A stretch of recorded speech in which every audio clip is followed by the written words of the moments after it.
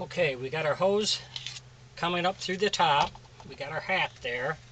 We put this fabric back here. So we're ready to put our hat on him. And it'll stick out a little bit. Just pull down on this to where you want it, or you can push it up if you need to. So we're going to mount this hat here.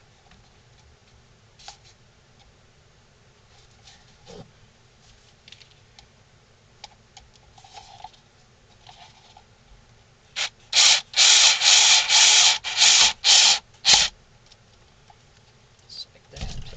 So if you have to take it off, all you have to do is unscrew it.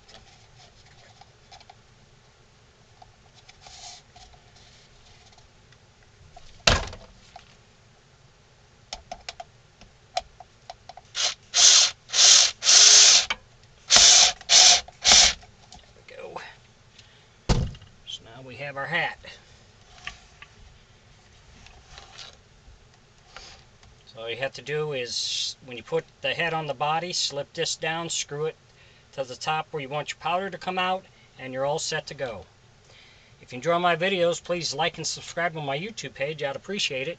Thanks for watching.